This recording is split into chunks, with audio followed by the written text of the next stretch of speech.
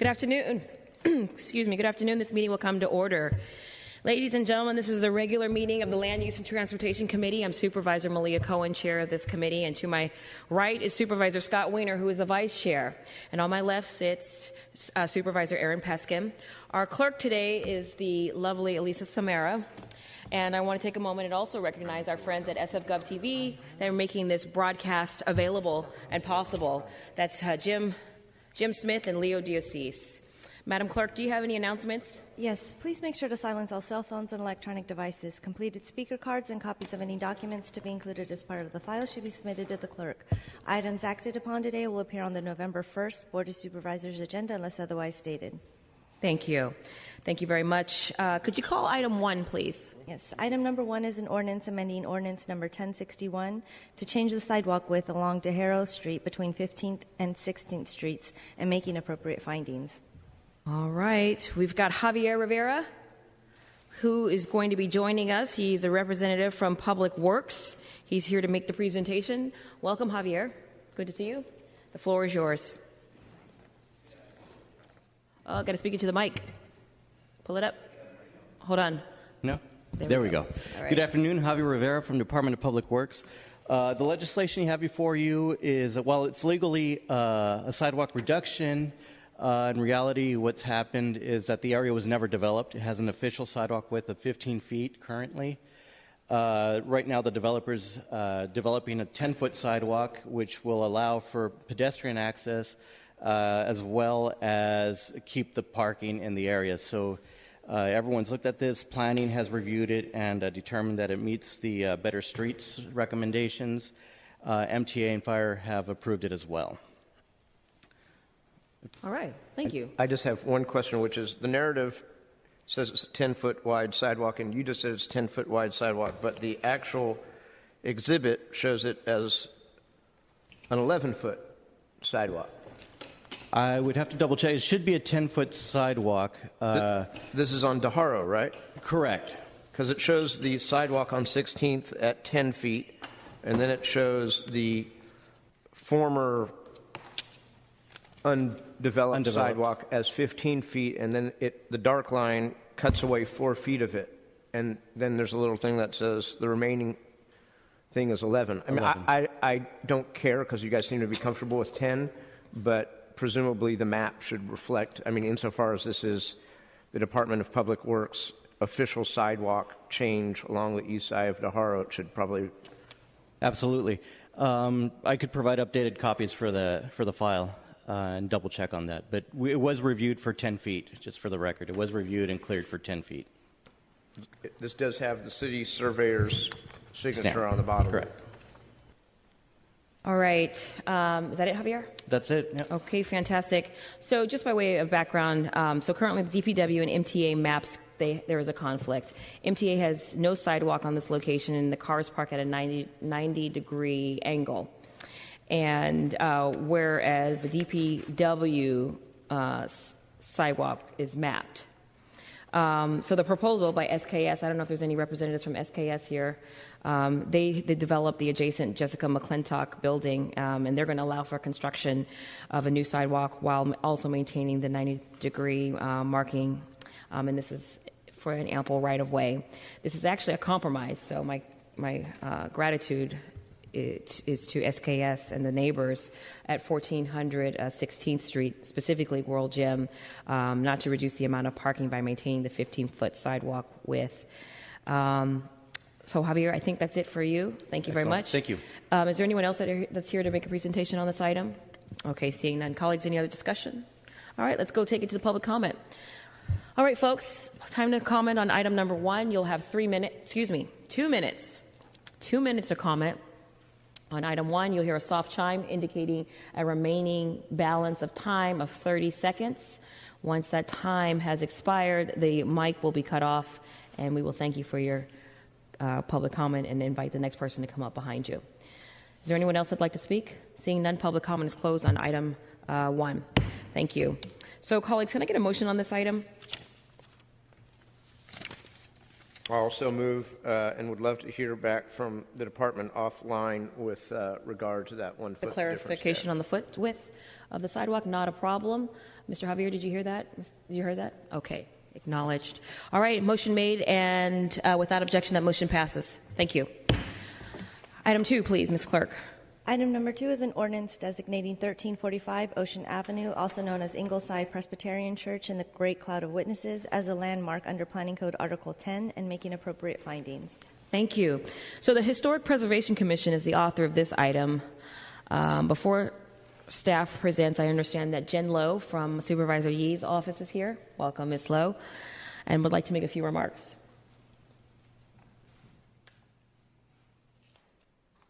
Thank you, Madam Chair and Supervisors. I'm speaking today on behalf of Supervisor Norman Yee. The Ingleside Presbyterian Church is within District 7, and we really want to urge the support of this landmarking designation.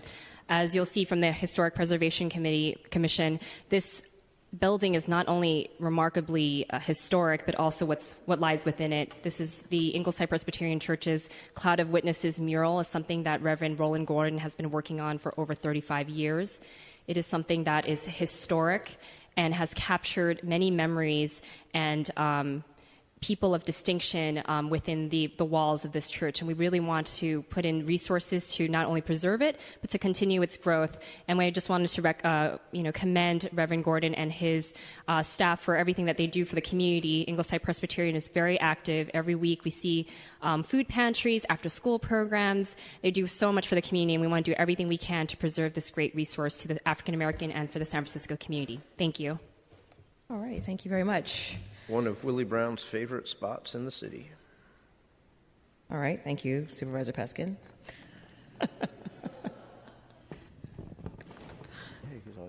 Good afternoon, Commissioners. Susan Parks, Planning Department staff. I'm here to present the landmark designation for Ingleside Presbyterian Church and its interior mural collage entitled The Great Cloud of Witnesses. Located at 1345 Ocean Avenue in the city's Ingleside neighborhood, the building was added to the Historic Preservation Commission's Landmark Designation Work Program in May 2013.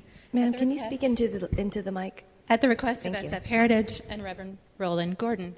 The property is significant for two associations. First, it's architecturally significant as the work of local master architect Joseph Leonard. Built in 1923, it embodies the distinctive characteristics of the neoclassical style, and it's a unique example of neoclassical ecclesiastical architecture in the city.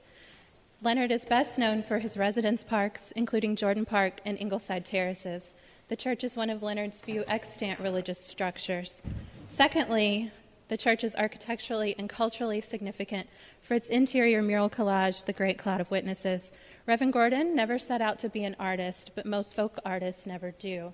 His intentions were always to inspire youth who played basketball in his gym. In 1980, he pasted one image of his role model, Muhammad Ali, to the wall of the gym, believing that the kids in the gym may not read their Black history books, but they'll definitely read the walls. In the last 35 years, Reverend Gordon has added thousands of images of role models taking over the gym and many other rooms in the church. As an artistic work, The Great Cloud of Witnesses makes significant contributions to the study of American folk art, African American muralism, folk artist environments, and to San Francisco African American history. Folk art can be defined as the art of the everyday. It is done by self-taught artists, and it's often rooted in community and cultural traditions. It reflects the artist's interpretation of his or her own community's authentic cultural identity. When the work begins to encompass and obsessively take over a place, it's referred to as a folk artist environment. As such, The Great Cloud of Witnesses is the largest, most imaginatively executed folk artist environment dedicated to religion, culture, African American history, and role models in the country. It's also a tribute to San Francisco itself, and as a reminder that the Ingleside neighborhood was once home to a thriving African American middle class. I do want to point out that the report was completed as a joint project with SF Heritage and pro bono architectural consultant Erica Schultz and ARG Architectural Resources Group. Mr. Bueller and I believe Reverend Gordon are here to add public comment. Great. Let's bring There's them no up. No. known opposition to the landmark designation, and the department believes the building meets the established eligibility requirements. This concludes my presentation. Happy to answer any questions. I don't think we have any questions so far. Let's bring up Reverend Gordon or anyone who's speaking on this project. I think he may be running a little bit late. Okay. He's not here yet.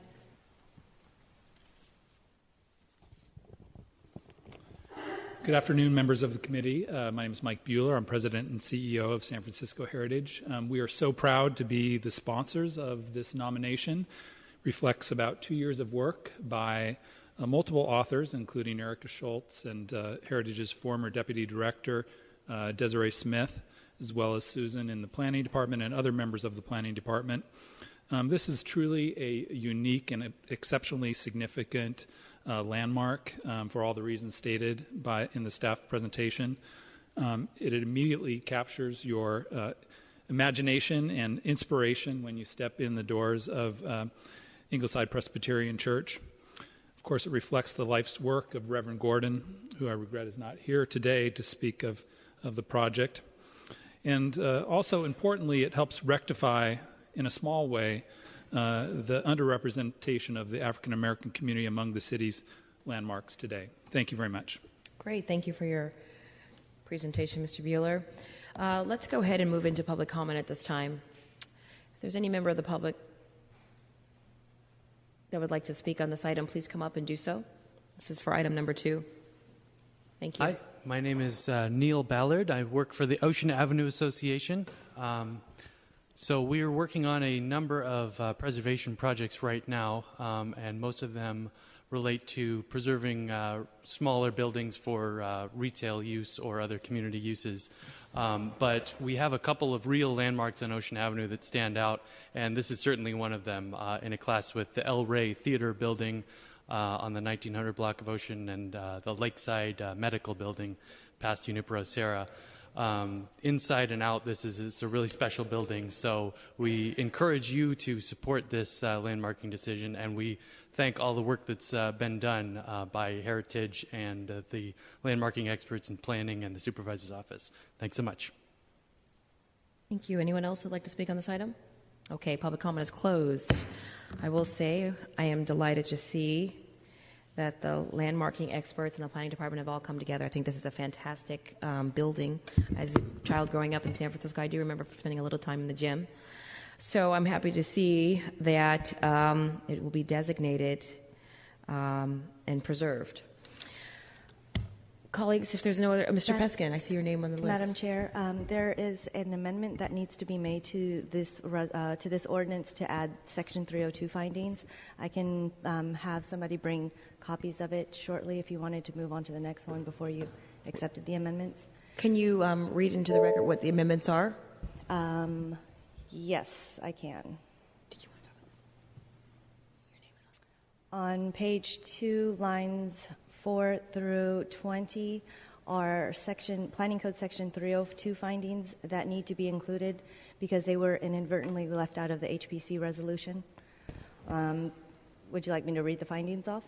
Or I can provide hard copies for you guys to review before you guys accept them, and then we can move on to the next one, and I can have staff come in. Okay, that'd be great. Okay. So we just, ladies and gentlemen, we're going to put a pause on this item, get a copy of the amendments so that we can review them. We'll read them and we'll take a motion on them, but in the meantime, we're going to skip on go to item 3. Yes. Mr. Peskin has something to say. Thank you, Madam Chair. So first of all, I'm very pleased to support this. To Ms. Lowe, I assume that Supervisor Yee would like to be listed as the sponsor. Right now, there's no legislative sponsor of the item. Should we... Yes, if we can still do so. We were going to be the original sponsor, but there was some miscommunication, so it just went through without our name. But we can certainly add our name if that won't complicate matters. Nope, we can take care of it right here in committee. Thank you so much. Have you had a chance to look at the amendments as well? I have not seen the amendments, but I can get a copy as well and make sure that... Okay, I just want to make sure that you're in agreement with them. Thank you. Okay. All right, well, we will put a pause on item 2. I've got one other thing. I'm sorry. And actually... part of the reason I invoke former Mayor Brown's name, and while it is absolutely true that Willie Brown is a big fan of this edifice and has actually encouraged me a couple of times to go out there and look at it, which I have not yet done but intend to do.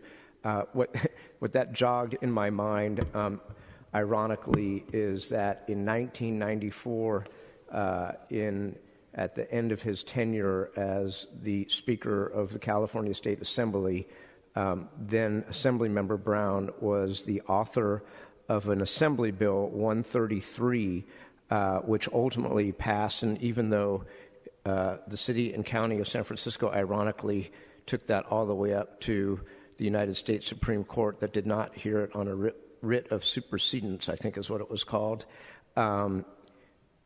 prohibits municipalities from designating churches as landmarks in the state of California. I'm wondering, is there some exception that if the church accedes to it, we can do it? Because how is it that we're landmarking a church? Because that contravenes AB 133. I think we're landmarking that with the church's consent. If you saw the packets, there's a letter of consent from the board of the church. That's the ultimate deciding body. I don't think we can landmark without consent for a church. So presumably some lawyer, I'm looking at Mr. Givner in the city attorney's office, concurs that this is not violative of state law. Deputy City Attorney John Givner, our office was involved, has reviewed, and has signed off on the ordinance. Perfect. Great. Thank you. Okay, let's go to item 3, please. Call item 3. Item number 3 is an ordinance amending the landmark designation of 140 Maiden Lane, a.k.a. VC Morris Gift Shop, under Planning Code Article 10, and making appropriate findings. All right, Supervisor Peskin is the author of this item. Thank you, Madam President. First of all, I just want to thank Planning Department staff, particularly Shannon Ferguson, for writing such a great case report. For those of you who have not read it and have the time, it is very, very well done and speaks to this edifice that was originally built in 1911, but in 1947 or 48, thereabouts, was the interior primarily was redesigned by Frank Lloyd Wright, and while that master architect designed a number of different buildings in San Francisco, 140 Maiden Lane, the Morris Gift Shop, is the only one that was realized and actually was being designed concurrently with what was ultimately built years later, I think in the late 1950s, the Guggenheim Museum, and this is the prototype for that. It is an extraordinary interior that San Francisco recognized when it designated this as a landmark in 1975, but our 75th landmark. Was it our 75th landmark or 1975? Well, Shannon will remember that. I'm doing this all off the top of my head. But here we are years later as landmark laws have evolved. It is abundantly clear that we have the ability to landmark that extraordinary interior, and in this case also with the assent of the property owner. So I commend it to you, colleagues, and really want to thank the Planning Department and Ms. Ferguson for shepherding this forward, and thank the Landmarks Board for seeing fit to make it part of their work program, and thank architectural historian Mr. Turner for advocating on its behalf. And with that, I would, with the chair's concurrence, turn it over to Ms. Ferguson. Great. Ms. Ferguson. Good afternoon, Supervisors. Shannon Ferguson, Planning Department staff. I'm here today to present the amendment to the landmark designation for 140 Maiden Lane, historically known as the V.C. Morris Gift Shop, located in the Kearney Market Mason Sutter Conservation District. Frank Lloyd Wright's 140 Maiden Lane was designated as landmark number 72 in 1975. At that time, only the exterior features of the building were designated. On June 1st, 2016, the Historic Preservation Commission recommended the landmark designation be amended to include the interior circular structure and other significant interior features. There is no known public opposition to landmark designation. The Planning Department has shared the designation report with the current property owners and worked with them on the list of character-defining features. The department believes the building meets the established eligibility requirements and landmark status is warranted as a work of modern architecture and the work of master architect Frank Lloyd Wright. This concludes my presentation. I'm happy to answer any questions. Thank you for the brief presentation. I think it was self-explanatory. Mr. Peskin, do you have any questions or anything? No, I think Dr. Paul Turner, Stanford Architectural Historian Emeritus, may want to say a few words, as might other members of the public. All right. Thank you. My name is Paul Turner, and I've just published a book on Frank Lloyd Wright and San Francisco. Great. This building on Maiden Lane, originally the V.C. Morris shop, is one of Wright's most important works, and it was one of his personal favorites. Whenever he came to San Francisco, he would go there and see it and included it in the publications of his architecture. One of the things that makes it unusual is that the interior is as important as the exterior. In fact, more important, I'd suggest. With its spiral ramp, skylit ceiling structure, and beautiful wood furnishings. And there's a photograph of the interior on the back of my book. All designed by Wright himself, including the furnishings. Moreover, this interior is especially significant because of its connection with the Guggenheim Museum in New York, as Supervisor Peskin mentioned. Wright began designing the Guggenheim in 1943, but he kept revising the design, and construction kept being put off, and it wasn't actually built until the late 1950s. In the meantime, in 1948, Wright was hired by Lillian and V.C. Morris to redesign their shop. Wright normally did not take on remodeling jobs, but in this case he did because he saw an opportunity, by redesigning the building completely, both inside and out, to explore the main feature of the Guggenheim design, a spiral ramp as the centerpiece of a building used for the display of objects. The shop was built in 1949 and was immediately recognized as one of Wright's most exquisite works. Not long before his death, Wright mentioned to Lillian Morris his concern about what would happen to the building once they were all gone. And she wrote back to him saying, "Have no apprehension. The building will be kept in its entirety and integrity, whether continuing as a shop or as a museum for which it is known."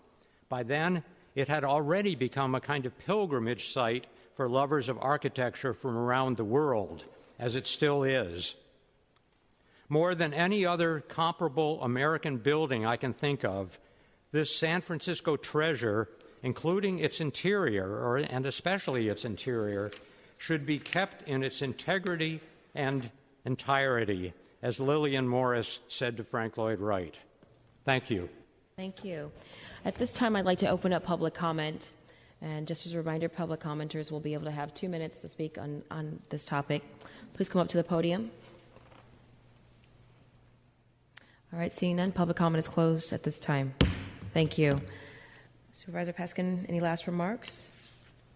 No, I would like to send this to the full board with recommendation, and again, thank you to Planning Department staff and Dr. Turner. Great, that sounds like a motion, and without objection, that motion passes. Thank you. Madam Clerk, could you call items 4 and 5 together? We've got item 2 in front of us. You're right. Let's call back item number 2.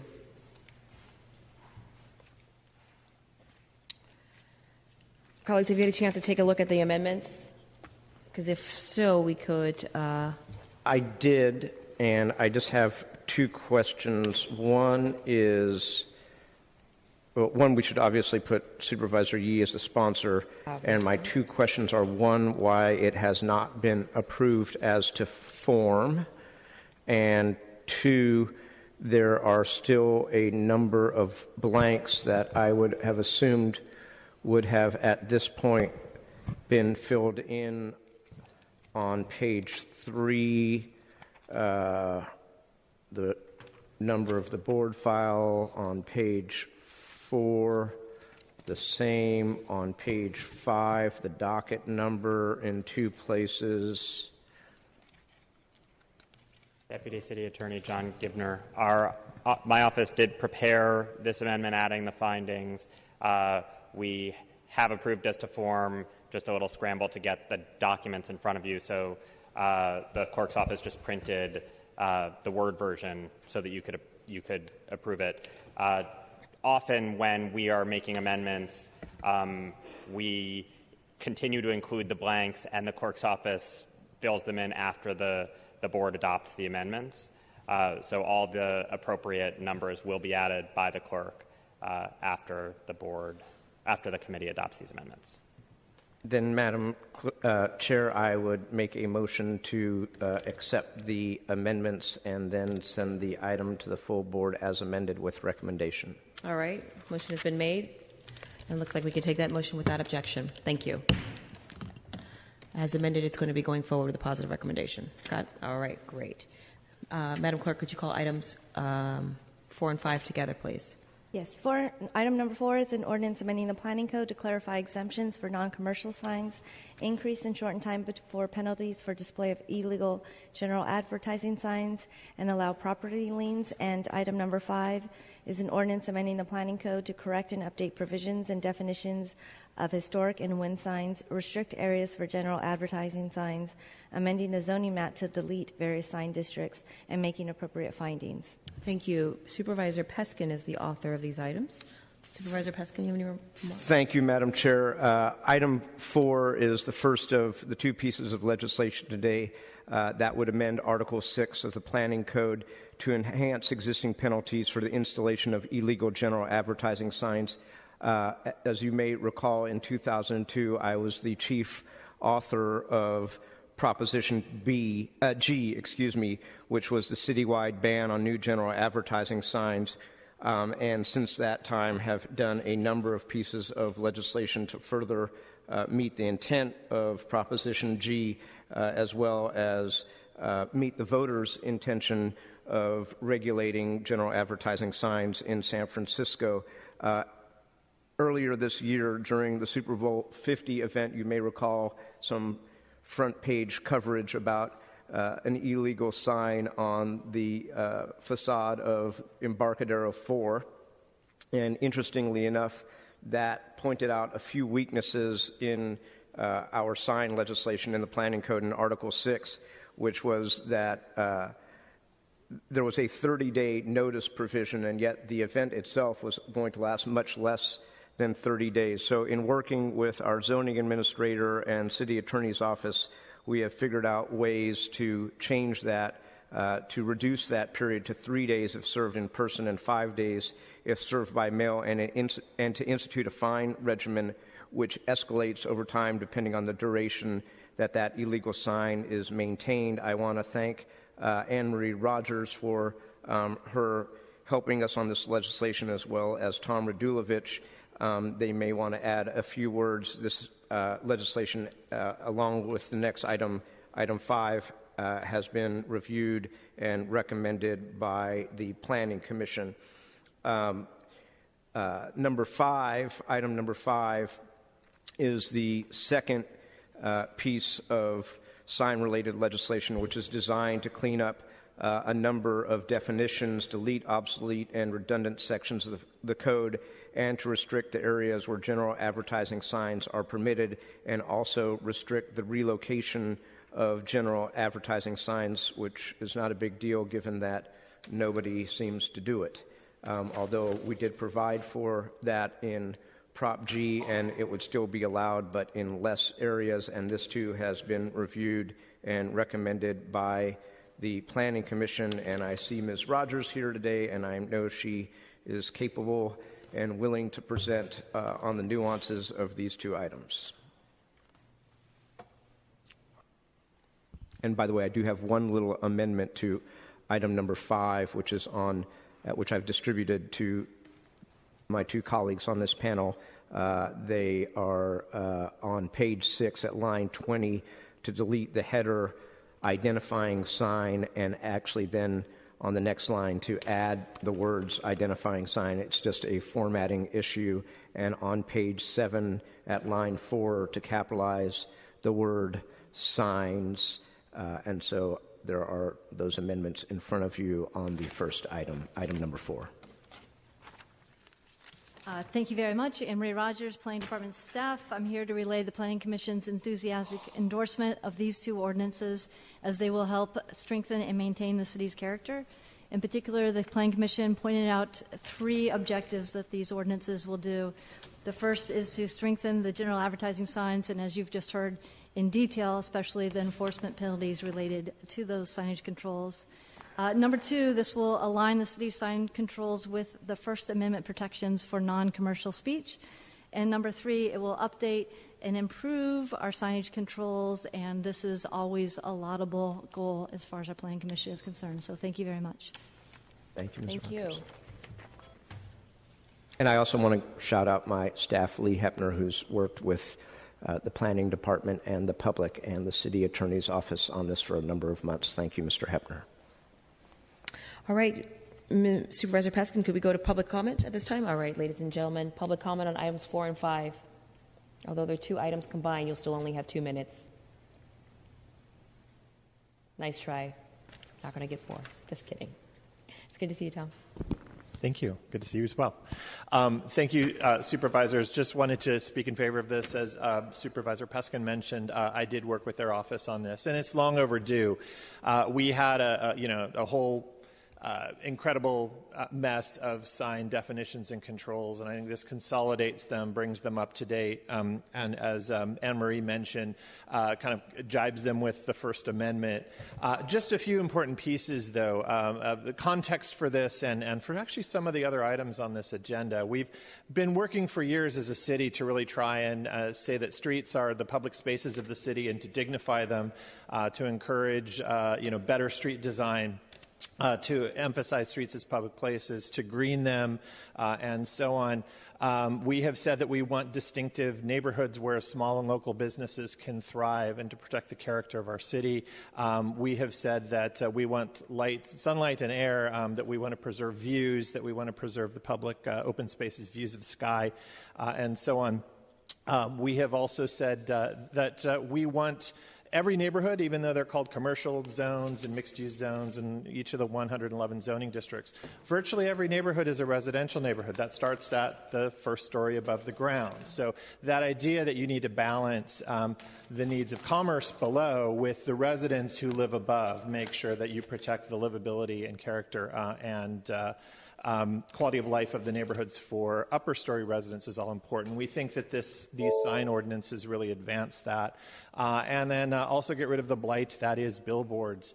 We banned new billboards, but the current law does allow relocation of billboards. Now, this would not be a new billboard per the law, but it would be a new-to-you billboard. So the idea that a billboard could show up in your neighborhood and you'd have to say to neighbors, oh, no, it's not really new, it just came from somewhere else.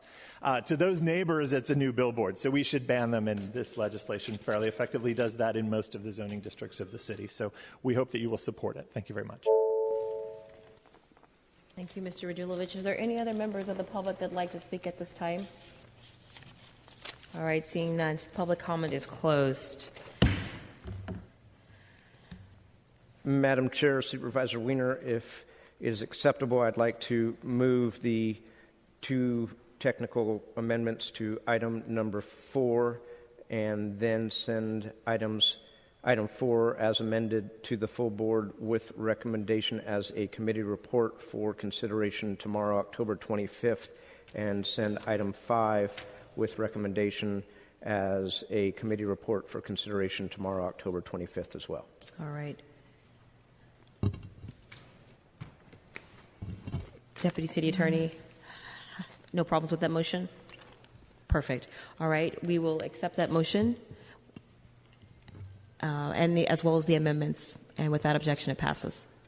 Thank you. So, Madam Clerk, could you call item 6, please? Item number 6 is an ordinance amending the Administrative Public Works and Police Codes to establish a Places for People program, a regulatory process, provide a process to identify stewards, establish a permit fee, and make appropriate findings. Oh, thank you. Supervisor Wiener is the author of this item.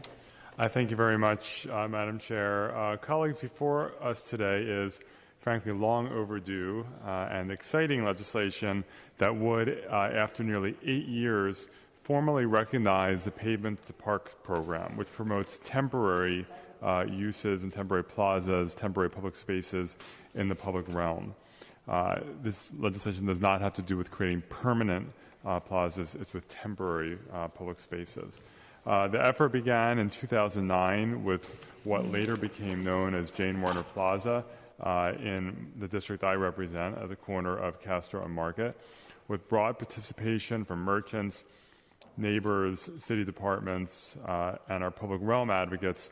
We were able to transform a barren and very dangerous intersection into a public gathering space that has become central to the Castro community.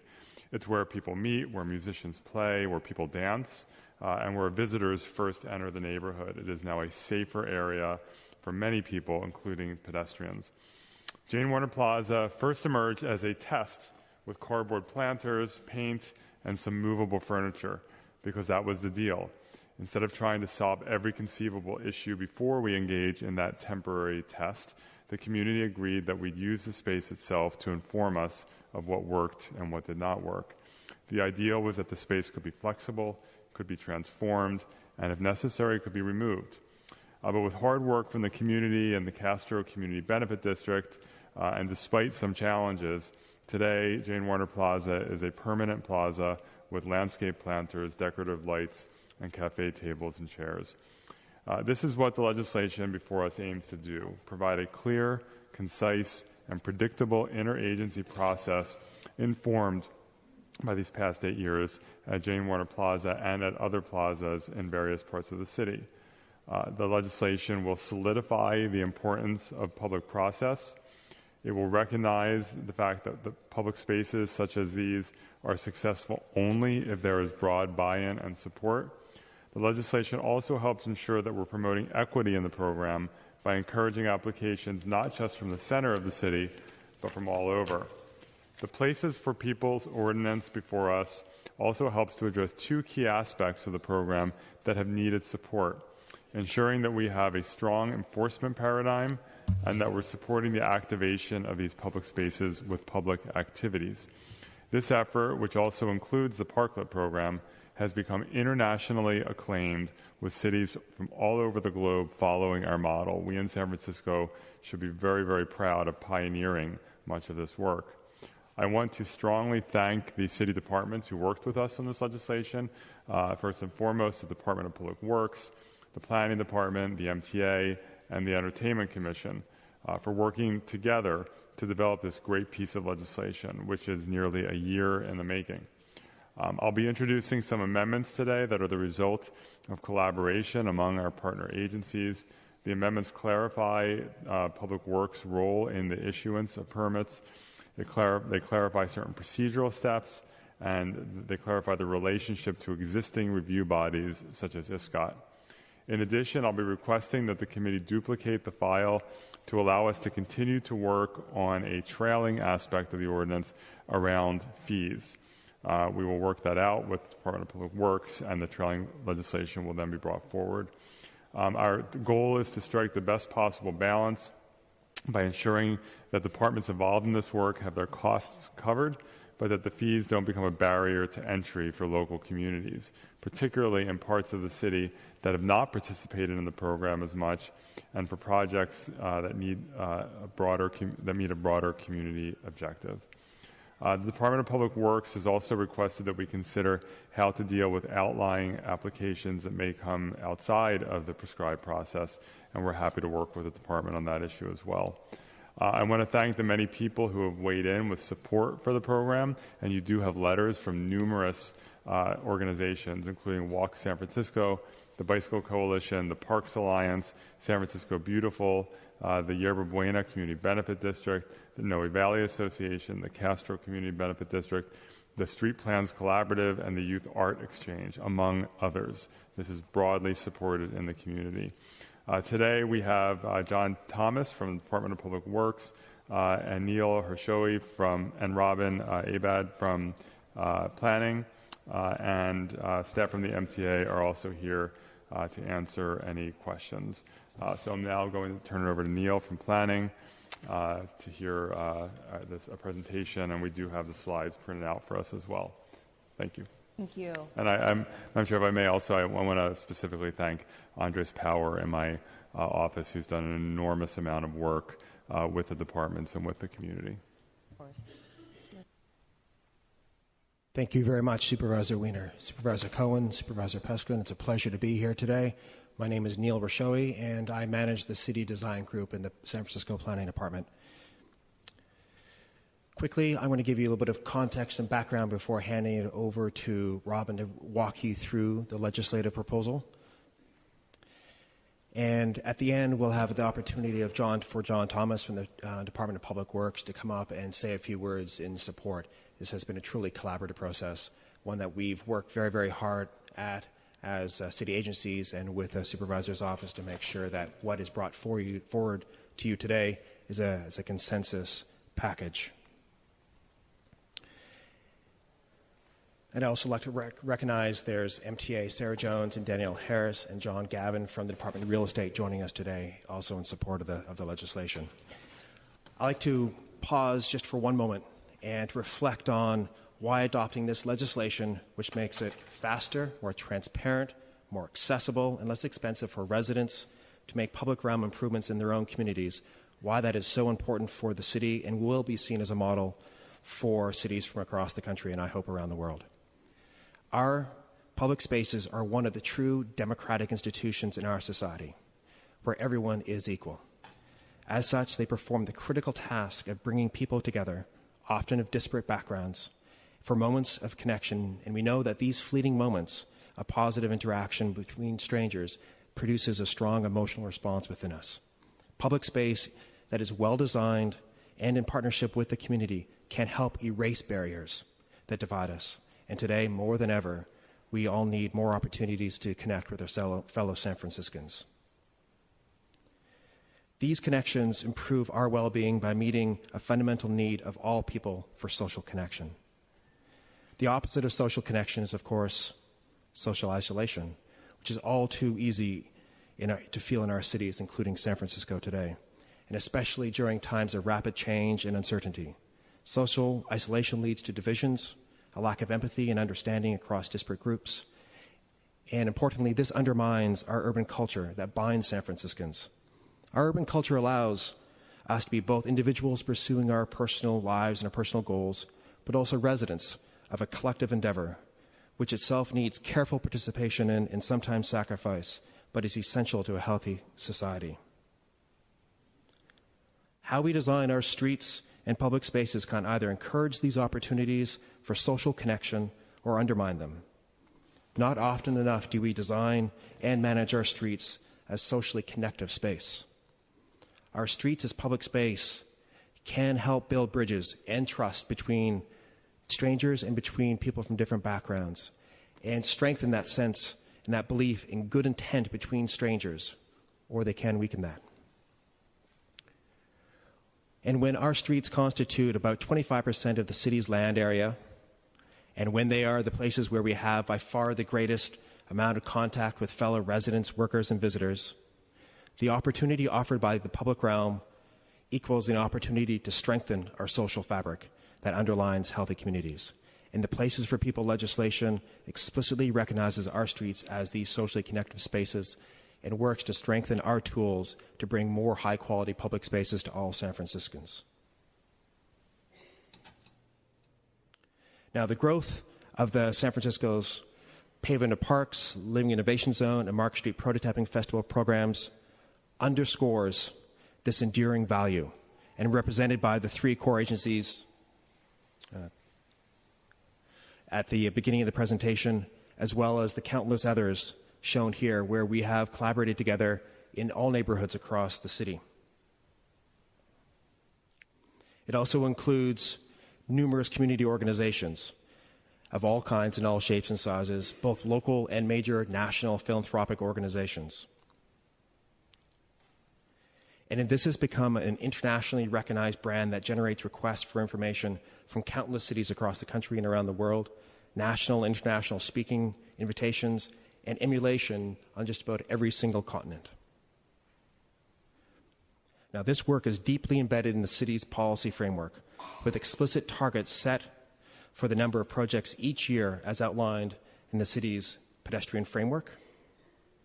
And it is further reflected both through a pedestrian safety lens as well as a public space lens in the city's Vision Zero and Better Streets initiatives, respectively.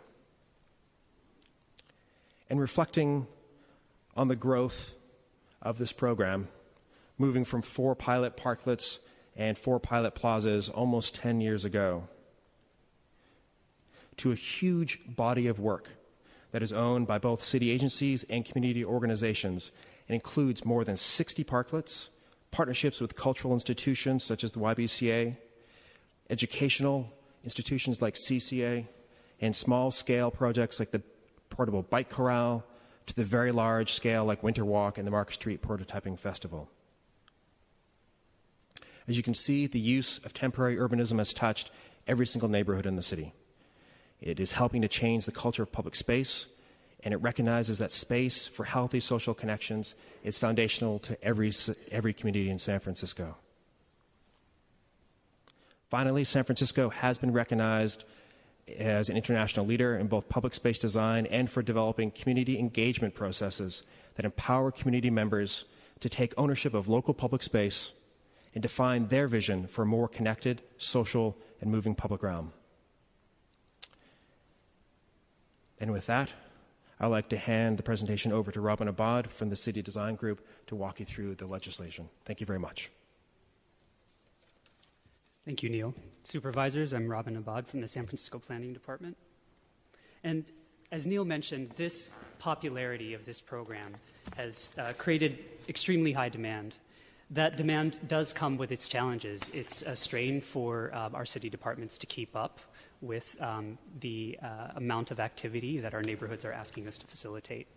We don't have the correct permitting mechanisms. We don't really have the right permits for the types of things that our neighborhoods are asking us to help them to implement. As Neil mentioned, there are many agencies with Public Works, Planning, and MTA at the core of that collaboration. And this is really an opportunity for us to become more integrated and more coordinated in our support to these neighborhoods which are asking us to create these public spaces with them. Pavement to Parks started feeling this demand very early on, almost immediately after its inception in 2009 and 2010. In 2013, our interagency team embarked on a strategic planning process that we undertook in order to figure out how we can grow and meet the demand that was being placed on us in a sustainable and rational way for all of the departments that were involved. We've stepped through all of these strategic plan goals, save the last one, number 4, which is what brings us before you today, which was the formulation and hopefully adoption of legislation. In developing this legislative framework, we went through a period of profound introspection where we were looking at the things that we were doing as a city family, the things that were working, the things that were not. One thing that became immediately apparent in our strategic planning process was that equity was something that this, as a strategy and as a tool, is something that we could really maximize and help create better access to parks and open space around the city. So we've undertaken analysis to that effect, which helps guide some of our decisions that we make in the here and now. We've also continually updated our technical assistance documents, our manuals, all of the material that our public accesses in order to understand how to engage and how to leverage these tools in their own neighborhoods. Though we have figured out how to make a lot of this work, there are still opportunities for optimization, simplification, and streamlining in our system. We do have over 60 parklets in the city of San Francisco, and each one is a labor of love, both for the folks in the city family who have helped with their implementation, but also those communities that generated those projects. And again, this is another opportunity for us to make it easier and more accessible for those communities to engage. In developing the legislative framework, we did look internally, but we also did a scan of best practices internationally as well as nationally, trying to understand how other cities were structuring themselves, what kinds of tools and what kind of frameworks they had in place to help their communities achieve the same types of public space experimentation that we've pioneered here in San Francisco. We looked at open streets and play streets here in New York City and in Los Angeles. We've looked at the ways that cities are using reversible treatments to create safer streets and eliminate those pedestrian collisions that we see. We've also looked at other cities to see how they've replicated the parklet typology. Though San Francisco has the largest population of any city in the country of parklets, and we've been doing this for quite some time, there's still a lot for us to learn from our counterparts in other cities. And so we've gotten back in touch with those folks as well. Here's some cases from Los Angeles, New York City, and Chicago. There are also thriving pedestrian plaza programs around the country, producing new public spaces with communities. We spoke to our counterparts in Los Angeles, in New York City's Landmark Plaza program, as well as folks in Australia who are doing the same kind of work. We've investigated the ways that activation can be introduced into public space without having to build anything or introduce anything physical necessarily to the space. So that could mean frequent music, it could mean pop-up events. And we've also investigated how other cities are leveraging and optimizing the use of vacant lots, both city-owned ones as well as pre-development, privately held ones.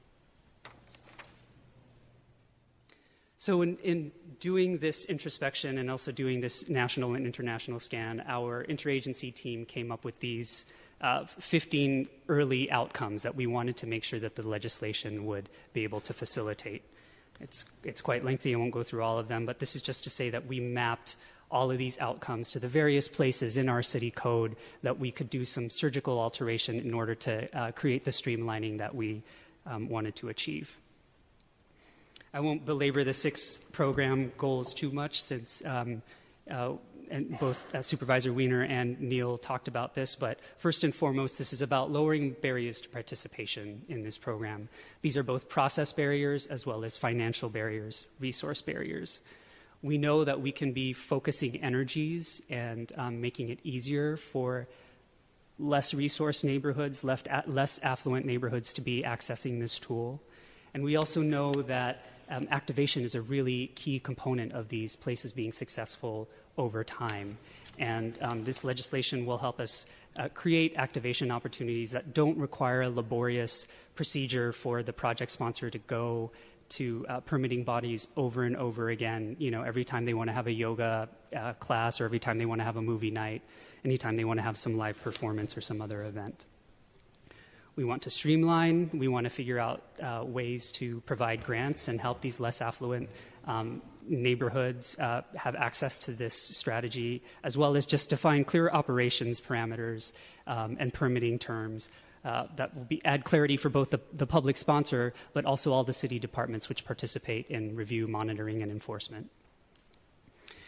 Neil showed several case studies from San Francisco. There's a broad array of things happening in our city. This is a big spectrum of them, and Pavement to Parks, Places for People in some way will help to support all of these activities. When we look at how and where these activities take place, we were able to parse them out into basically 4 types of places or spaces. They're happening on parcel, either in a vacant lot or perhaps in a vacant storefront. They're happening in the sidewalk, at the curbside, which is that lane right next to, that roadway lane right next to the curb. This is where we currently see our parklets and interventions like painted safety zones, as well as in the roadway. Now, depending on where a community proposes to work, these project ideas go through a slightly different workflow, emphasizing Public Works' jurisdiction over the right-of-way and their expertise maintaining the permit database and also reviewing design and engineering, and also emphasizing, in certain cases, the review of the fire department for projects that may impact their operations. Quickly, without this ordinance, there really wasn't a lot of support for these community sponsors. They were taking a lot of it on by themselves. And with this ordinance, we're bringing the core agencies right up to the front of the process and supporting these neighborhood groups in the realization of their public space ideas. Again, in looking at best practices programs around the country, we found that we shouldn't really be asking our community partners to take on everything, providing free public programming, finding all of the capital funding to do implementation of these reversible treatments, day-to-day maintenance, et cetera.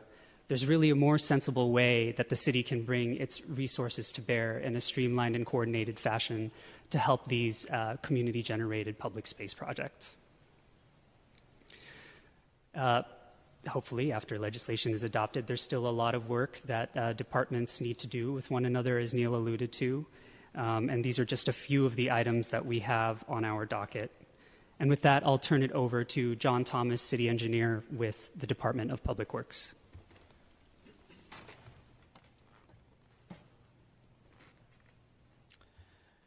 Good afternoon. Chair Cohen and members of the committee. John Thomas with Public Works.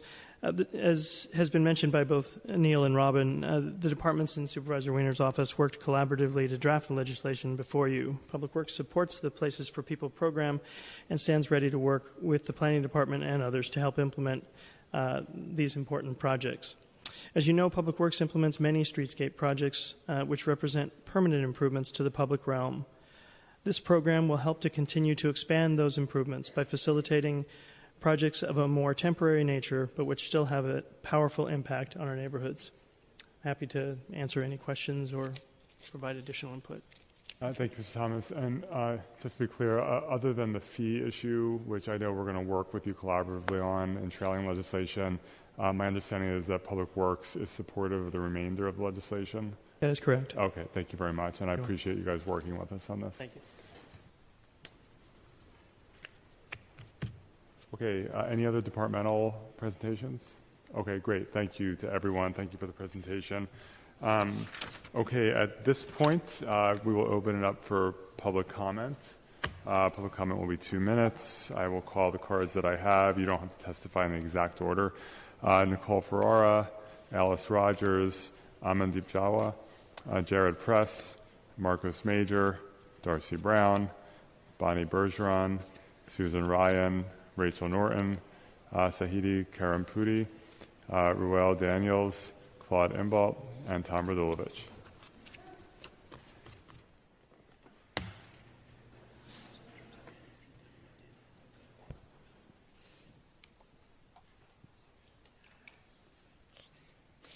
Good afternoon, supervisors. My name is Nicole Ferrara. I'm the executive director of WALK San Francisco. WALK SF has been working to transform our streets, or 25% of our land area, into shared public space for the last 18 years. San Francisco has historically been a leader in this front. We've been kind of the founder of tactical urbanism in the United States in many ways. We saw early on the benefits that this sort of tactical urbanism led to in our city, whether it was health or community-related cohesion benefits, traffic safety, or whatever else people could dream up in their imaginations. It's been, however, we've fallen behind in terms of the national landscape. It's been a little too cumbersome, unclear of what the process is for community members, and expensive for people to participate. So many of the short-term experimental changes receive the same level of oversight and permitting as larger permanent projects. So it really doesn't encourage or inspire that level of innovation in our city streets. Pure cities, however, have figured out ways to address this, and that is why you're seeing this legislation today. Other cities have adopted this same type of legislation. It streamlines the process, it removes the barriers, and it clarifies a very unclear, non-transparent process.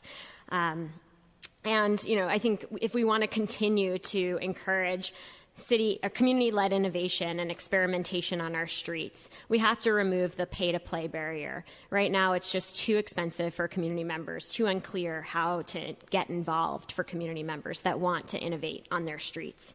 I think at the end of the day, these are the community's streets, and the streets belong to all of us. So we should have a say in how those streets look and feel. In a time when San Francisco feels like We're continuing to grow apart. We really need these sorts of ways to bring people together on our streets and in the public realm, and we hope that you'll support this policy. Thank you. Next speaker.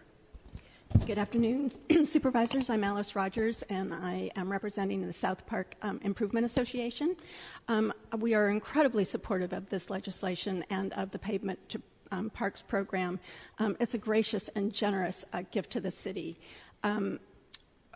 especially for my district, District 6, which is the most underserved in the city in terms of open space, and in my neighborhood particularly, where we have over 100 SRO units, where those residents don't have space really in their rooms and depend on these public spaces to have a place to be comfortable and to communicate. We, luckily, are a success story in terms of a plaza that went through this program, but we're also a cautionary tale. And I say this with the caveat that I have had the full support and cooperation and couldn't speak highly enough about the help, the graciousness, the cleverness of every person in every department that I worked with, be it planning, MTA, Public Works. But our process took a year from initial inquiry about this. It took 8 months of internal review. Once we got our project open, after 8 months of complete interdepartmental review, our project was shut down by Public Works, so for lack of some permit. So we had to repeat a permit process and submit all of the information that we already submitted, and we eventually got open. But this is exactly what this legislation is meant to solve. Thank you. Thank you. Next speaker. Good morning. I think it's still morning. Supervisors. Afternoon.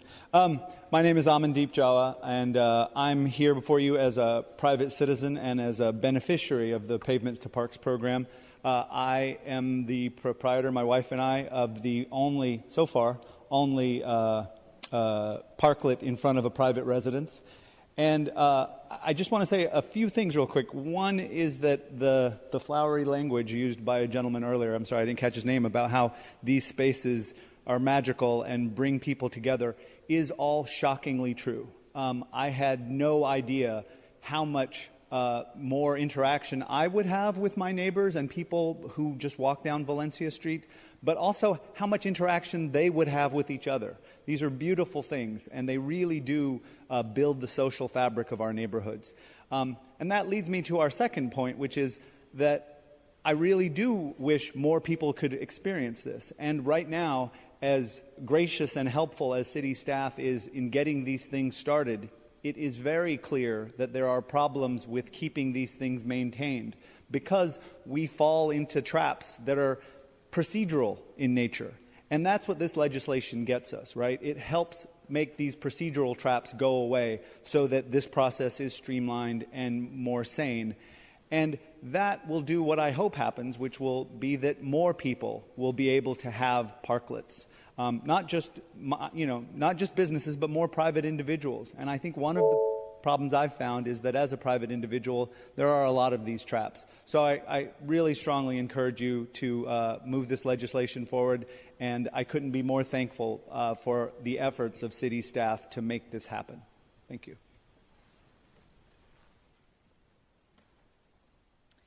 Good afternoon, Supervisors. Rachel Norton, Interim CEO of the San Francisco Parks Alliance. I also want to proclaim our organization's strong support for this legislation, and thank you, Supervisor Wiener, for bringing it forward. It's core to our mission to engage communities around supporting open space and parks and recreation in San Francisco. And as we all know, open space is harder and harder to come by in San Francisco. So these programs, so we've partnered very successfully with the Planning Department, with the Pavement to Parks program, and you will hear more about that. these projects really have brought communities together and really expanded and allowed communities to carve out some open space. I think the most recent one, and it's in the other hat I wear as well, is out at the Francis Scott Key Annex in the Outer Sunset. The Playland at 43rd Avenue project has just been a wonderful way for communities to get together and creating a space for all ages to gather and get to know each other and play together outside. So we are very, very strongly in support of this legislation. We think it's great. Anything we can do to encourage communities to bring down the barriers to encourage communities to make these open spaces in their neighborhoods, I think is a good thing. Thank you. Thank you, Ms. Norton. Next speaker. Good afternoon, supervisors. My name is Jared Press. I'm the Public Space Program Manager at Build Public, a local nonprofit focused on innovating how we develop and maintain public open space in San Francisco. San Francisco has some amazing public open spaces that help define this city in the eyes of locals as well as visitors. However, as the population continues to grow, it is important that we keep pace by creating new public open spaces in underserved areas. Given the need for more housing, it is essential that we look for new ways to provide public places for recreation by converting underutilized spaces, particularly the public right-of-way, into safe and active places for people to gather and play. Public space experimentation under Pavement to Parks has expanded due to large community demand for innovation and placemaking on our streets, but there is no clear permitting process or structure to address these temporary trial installations, leaving approval processes lengthy, confusing, and expensive.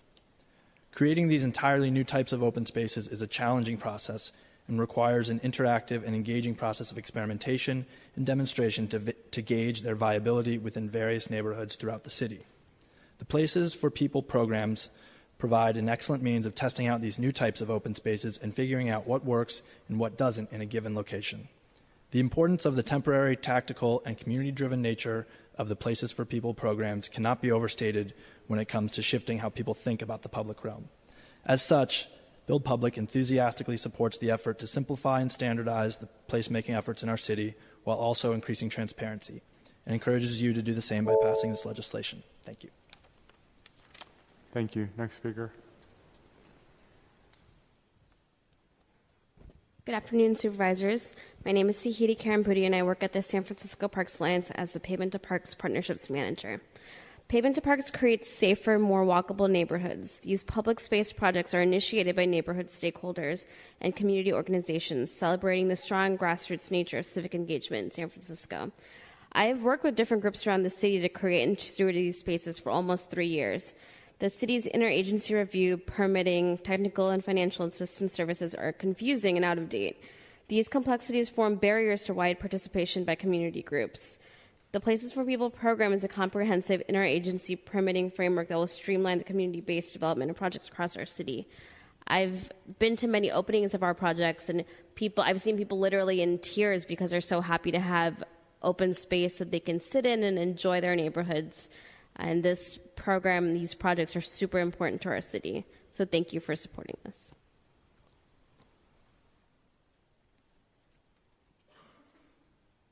Next speaker. Good afternoon, supervisors. I'm Bonnie Bergeron. I'm the project director of Tunnel Top Park, which is located at 25th and Pennsylvania Avenue in District 10.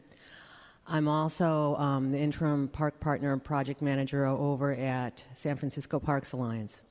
I'm here to celebrate Pavement to Parks and also to encourage support for this legislation, and I thank you for your support. Tunnel Top Park is a grassroots neighborhood greening project centered around fostering connection and shared ownership and a place to do recreation and outdoor activities. This past year, we had the opportunity to be part of a very successful collaboration between the California College of Arts and the Planning Department. It was funded by the Central Waterfront Dogpatch Public Realm Plan, and students were actually provided with the opportunity to not only design and build, but actually install a major project within a park. They chose Tunnel Top Park, and through shared resources and efforts from Robin Abad, from the Planning Commission, and from Megan Dorian, teacher over at CCA, as well as the students and the Tunnel Top Steering Committee, we all came together with the community to do focus groups and to look at design workshops and to actually take part in the shared installation of this actual seating element that provided lighting and shade and brought people together. I just want to say that Places for People legislation will allow for community-based planning, and folks who take on projects will move through the project faster and more efficiently. Thank you.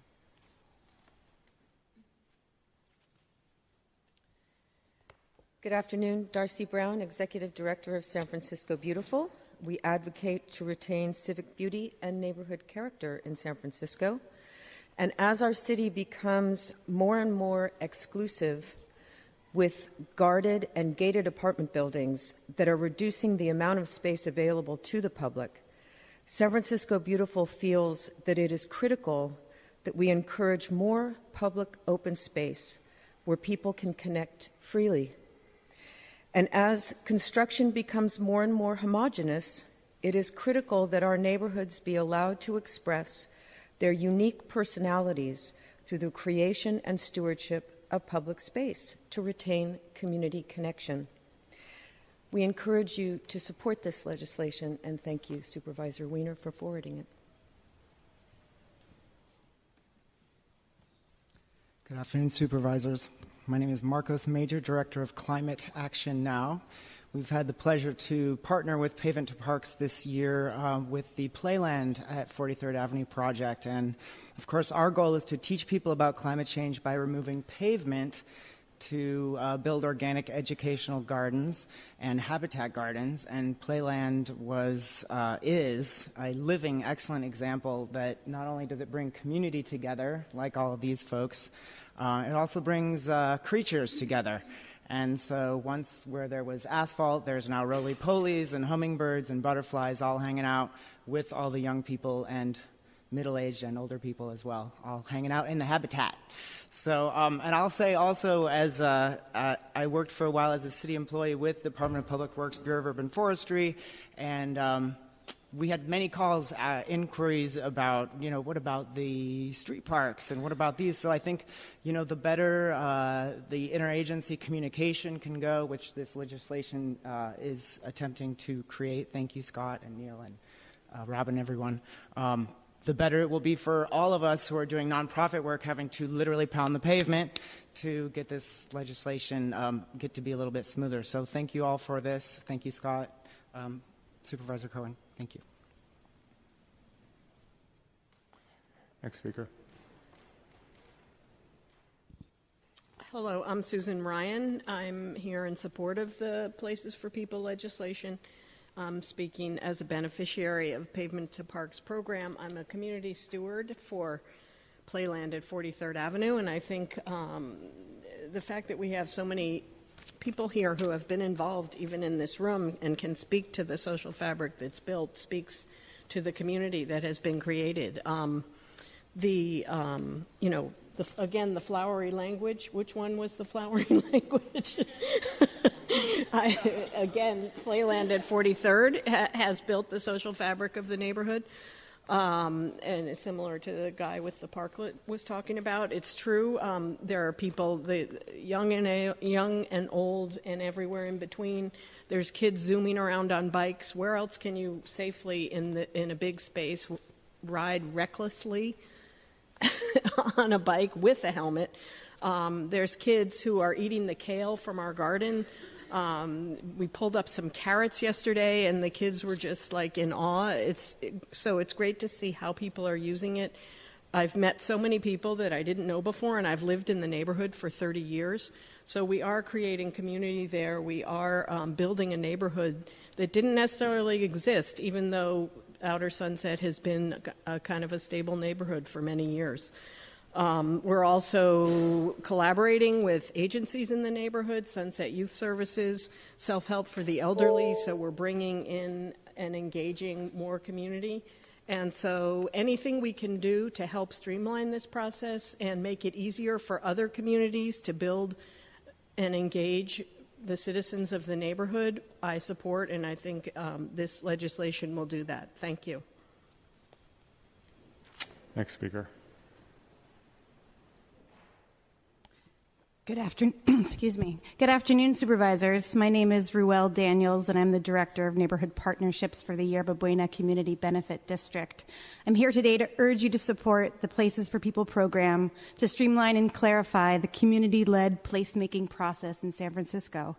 Since 2011, the Yerba Buena CBD has partnered with the Department of City Planning and the Pavements to Parks program on a wide range of public space improvements in the Yerba Buena district, including parkmobiles. We installed 6 temporary gardens in containers that can be moved throughout the neighborhood, portable bike corrals. We co-sponsored a design competition with City Planning for students to create an easy-to-use and visually engaging portable and secure place to lock your bike, Annie Street Plaza, a temporary 2-year pilot project of the Pavements to Park program, turning an underutilized alley into temporary public open space.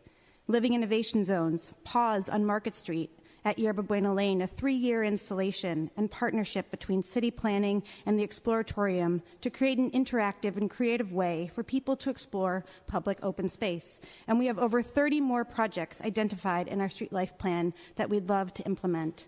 Without the coordination and support from city departments, these distinct, interesting, and attractive projects would never have been realized. They give people a reason to engage and interact with the public realm and create vibrancy in unexpected places. The YBCBD has worked closely with staff from the Department of City Planning and other city agencies to ensure that all streetscape projects meet the complicated and often challenging permitting requirements of the city. The Pavement to Park program has been essential to the implementation and realization of many of the Yerba Buena CBD's streetscape projects. We urge you to support the Places for People program to make it easier to navigate the complex and lengthy permitting process and ensure that our neighborhoods continue to be vibrant spaces for us all to enjoy. Thank you. Thank you very much. Next speaker. Hello, supervisors. My name is Claude Imbo, and I serve as the Director of Strategic Initiatives with the Union Square Business Improvement District. I'm glad to see the turnout for today's hearing. Very briefly, the U.S. BID provides direct services to its members through cleaning, safety, and public realm activation. We currently manage the city's largest pavement to parks project. That's the Powell Street Promenade, and we think the BID and the city learned a lot about what worked well and what the city would do differently. Places for People is a game changer, we think, for Union Square as well as for the city. And for those of you who aren't aware, Union Square is San Francisco's #1 visitor destination. So it would be a nice nexus with our visitors and residents when they come to Union Square. P4P is a logical and comprehensive response to San Francisco's historically confusing, onerous, piecemeal, and expensive permitting process, as some of us have expressed.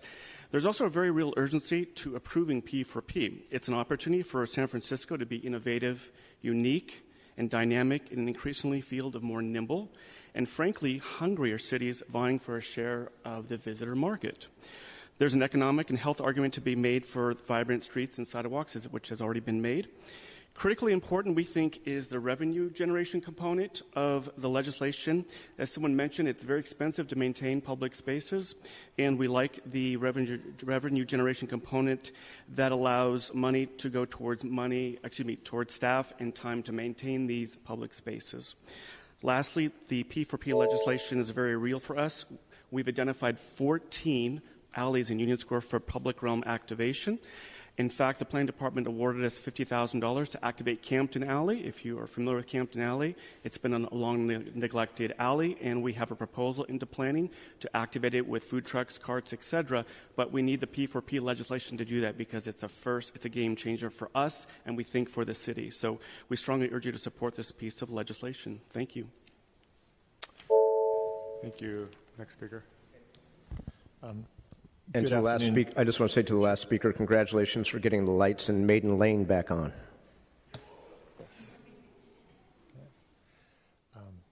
Good afternoon, supervisors. Tom Radulovich, Executive Director of Livable City. We're really happy to be here in support of this legislation today for a bunch of reasons, including we run the Sunday Streets program, which is one of the most popular uses of streets for something other than moving cars and storing cars that we have in our city. And we know full well how difficult it can be to organize the use of streets for all of the activities that we need. Streets are 25% of the the city's land area. So it's a quarter of our city's land area. It is the largest amount of land that is in public ownership, the people's land here in San Francisco. We have more land in streets than we do in parks in our city.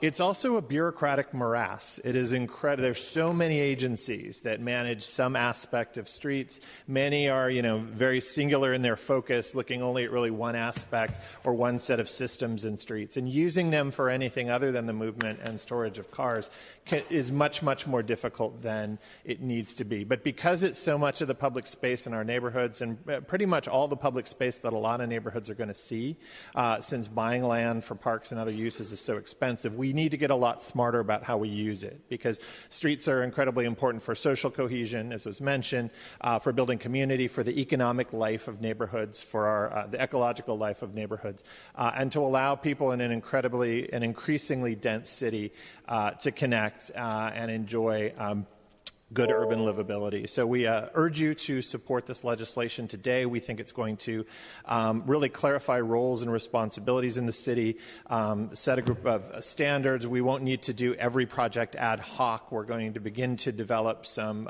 methods for doing these things, some standards and some procedures that will help a lot of these successful projects that we're seeing in the public right-of-way continue to be successful and encourage more of them. Thank you. Thank you very much. Is there any additional public comment? Okay, seeing none, Madam Chair, may we close public comment? Yes, public comment is closed. Okay.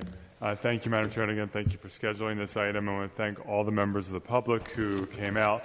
Colleagues, as you can see, and as we already knew, we have a very robust advocacy community that works very hard to try to make our streets safe and usable, and to make sure that people have access to great public spaces, and that our communities are for everyone, both for people who are driving, but also for people who are not driving. And so I want to just thank and appreciate that work that so many are doing in our community every day. You make our work here at City Hall a lot easier. So, Madam Chair, I would like to offer, or I move that we adopt the amendments that I circulated at the beginning, which are non-substantive, and then after adoption of the amendments, I'll move to forward the item as amended to the full Board of Supervisors with positive recommendation. Sure. With that, Supervisor Peskin has a remark. And then it's my understanding that you're going to duplicate the file, and yes. we'll keep the file in committee in order to address Mr. Thomas's remarks. Yes, my apologies. What I will do is make the amendments, or after we adopt the amendments, I'll duplicate the file, move one out, and then keep the other pending so that we can work with Public Works on the fee issue. So my first motion is that I move that we adopt the amendments. Without objection, motion passes unanimously. Okay, and Madam Chair, I now request that we duplicate the file, and then I move that we forward one version of the file as amended to the full Board of Supervisors with positive recommendation, and that we continue the duplicated file, keep it in committee, and continue it to the call of the chair. Okay. So a motion has been made and accepted. Without objection, the motion passes unanimously. Thank you. Thank you. Thank you very much, Supervisor Peskin. Let's go back for a moment, ladies and gentlemen. I want to go back to item number 3. Is that right, Mr. Peskin? Item number 3, I'd like to take a motion to rescind this vote. Motion made by Supervisor Peskin. Without objection, the motion passes. Thank you. Mr. Peskin, do you want to make a new motion? I do. Before you, colleagues, are a number of reasons set forth at the top of page 3, similar to the ones that were subsequently incorporated in the previous item, item 2. These are 4 reasons that this landmarking serves the public necessity and convenience and welfare. The 140 Maiden Lane designation report is in the form prescribed by the HPC and contains documentation. B, that it is significant for its architecture as the work of Frank Lloyd Wright. D, that it meets the eligibility criteria of the planning code, and E, that the boundaries and list of exterior and interior character defining features should be considered for preservation under the proposed landmark. So I would move those amendments. All right, thank you. Supervisor Peskin has asked us to add the findings in the amendment, and without objection, it passes unanimously. And then I'd like to forward the item as amended to the full board with recommendation. All right, motion made, and without objection, it passes. Madam Clerk, let's go back to item 7. Could you please call it? Yes, item number 7 is a hearing on compliance with the San Francisco street light policy, which calls for an increase in pedestrian scale lighting, single ownership of street lights, establishing uniform level of service, and transitioning to LED technology. Thank you very much, Supervisor Peskin. Supervisor Wiener. It's all yours. We're very easy to confuse. Madam Chair, thank you again for agendizing this item. Our colleagues, over the past few years, I have called for and we have held a series of hearings at this committee on the topic of streetlights, a mundane issue on some levels, but one that impacts many, many people's day-to-day lives in terms of the safety and the livability of our neighborhoods. We have discussed a number of different issues, all with the goal of improving street lighting in San Francisco, having street lights that actually light the sidewalks so that pedestrians can walk safely and securely, having good maintenance so that lights burn out less frequently, and when they do burn out, they get fixed quickly, talking about and moving towards the LED conversion that we are currently undergoing. And talking about the divided ownership structure of our streetlights. Some of our streetlights are owned by our Public Utilities Commission, others by PG&E, and some of the challenges that causes and the need for better and better coordination between the two agencies, as well as any progress towards the adopted policy that this board adopted at my request, that the PUC should own all of the streetlights, which PG&E has publicly stated at this committee that it does not have an objection to, assuming that something can be negotiated. Safety on our streets at night is incredibly important in terms of crime, in terms of people potentially tripping or falling, and people just feeling safe in their own neighborhoods. It is a basic responsibility of government. In 2014, I authored legislation that the board adopted unanimously to establish a number of city policies regarding streetlights. As I noted, one of those policies is single municipal ownership. Another is a movement towards pedestrian scale lighting, so that and that when 50% of the lighting along a block is upgraded, that adequate pedestrian scale lighting would also be provided. A transition towards LED, which I know is happening, having a uniform response time for addressing outages, and improving PG&E's integration into the 311 system. The ordinance also required an annual report to the Board of Supervisors. Today's hearing is an update. I want to thank the Public Utilities Commission and PG&E for being here today to report. And so with that, I will call up Barbara Hale from the Public Utilities Commission. Excuse me, Supervisor yes. Wiener, before we get started, I'm going to have to step out, so I'm not going to be able to stay the entire hearing, but I do want to compliment Barb Hale and all of her work. We've worked diligently, maybe 3 years ago, on lighting the southeastern neighborhoods, Dogpatch, Potrero Hill, some of the dark areas, and I want to tell you that when you add light, it actually significantly decreases car break-ins and muggings. So just wanted to express my gratitude once again for driving around District 10 with me and allowing me to point out all the spots that were dark. Thank you. Please come up. Thank you. Barbara Hale, Assistant General Manager for Power. I'm going to go through this list here of that I have on the screen. SGTV, thank you. Which I think is pretty much all the topics, Supervisor Wiener, that you expressed. The first two are by way of background. Items 3 through 6 really get to those performance issues that you mentioned, and then we'll talk a little bit about sort of what our emphasis areas are for the future going forward. Here's a quick snapshot on that ownership division that you talked about. Most of the lights are owned by the city, by the San Francisco Public Utilities Commission in particular, and then by PG&E. But you can see there's quite an assortment of city and state and federal agencies that own lighting inside the city and county of San Francisco.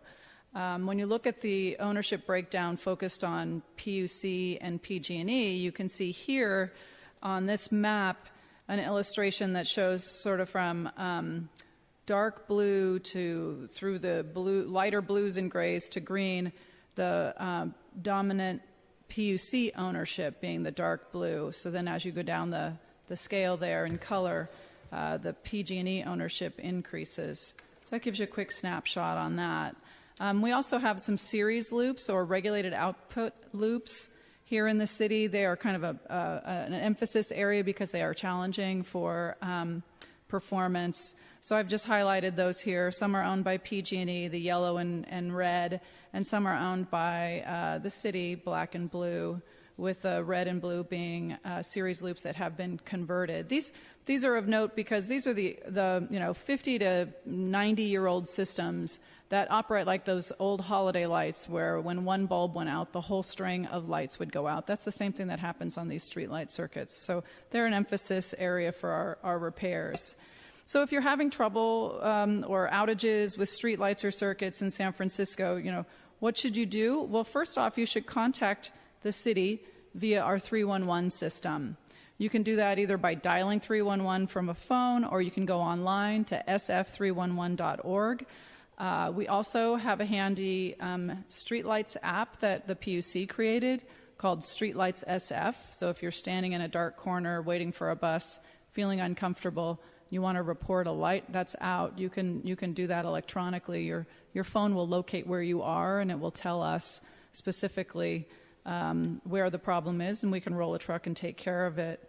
311 then takes that information from a resident and looks at the databases we have and sends the information over to the PUC. We review to make sure that we are the owner, and then we respond. If PG&E is the owner, 311 knows if it's on a wood pole, they send it to PG&E directly, and if it's not on a wood pole, they send it to us, and then we refer those to PG&E that we know are PG&E's. This was an area that this integration issue and trying to work better together was an area, Supervisor Wiener, that you included in the streetlight policy the board adopted. That was Ordinance 24014 that you were referring to. So that's one of the steps we've undertaken to try to coordinate better. And can you just comment on? I know you guys have been working for better coordination. I appreciate that. And just in terms of the data, do we have? Yes, I have data, and I'm gonna get there. Okay, my apologies. No problem. You're asking a leading question. Here's how we're doing. How are we doing in responding to these 311 requests? And that really shifts me to the performance part. And what we've done is we've adopted levels of service at the PUC, and you can see here on this slide what our expectations are for our performance. If it's an unsafe condition, we're out there fixing it within 24 hours. If it's a return to service issue, that might take a little bit more time and isn't an unsafe condition, we've given ourselves a target of 48 hours. And and we're doing pretty well on that. Here, let me go back for a second. The 24 hours make safe situation, 100% of the time, we are meeting that level of service goal, that in 24 hours it's fixed. For the items that are under the 48-hour column, we're hitting about a 66% on average performance.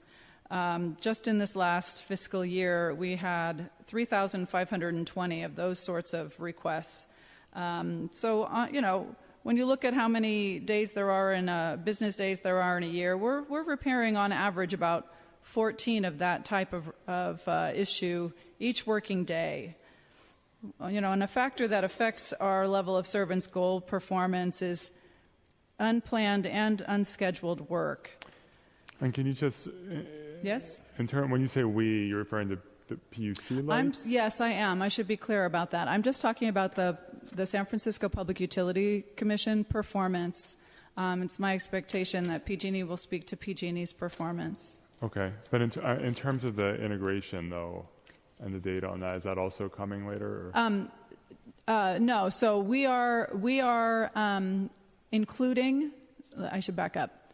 311 staff are including all outage requests in the 311 system. So we are collecting electronically all requests. Those that are PUC requests are referred to us, and they're tagged that way in the 311 system. Those that are PG&E problem areas are being tagged that way in the 311 system. So we can see through the 311 system how we're doing on performance overall. And the data I'm giving you about our performance is from that system. Right. And I'm sure PG&E will talk about this. I know last time there were some issues in terms of communication between 311 and PG&E, and of course we're very appreciative that PG&E works with 311 because they're not under an obligation to do so. Right. So we're appreciative that they're voluntarily doing that. And I know you're not involved in that communication, but do you have a sense for whether the communication between 311 and PG&E has improved so that there's a faster turnaround? Yeah, so my understanding is the communication is happening between 311 and PG&E. We have received some feedback that PG&E at times closes items as complete in the 311 system when, rather than them actually being complete, they're uncertain as to where the problem was. So we do have that issue area still, or that issue to address in the relationship between 311 and PG&E, where the 311 system will record it as complete and appears to the reader and to the resident to be fixed, when in reality it's closed because they were unclear as to where the outage or the repair was needed. Okay, and do you have a sense that that issue is being worked out? I don't know if it's being actively addressed, but I can find that out for you, Supervisor. Okay, I'd appreciate knowing that Yes. from 311, and we'll hear from PG&E on that too. Okay. Thank you.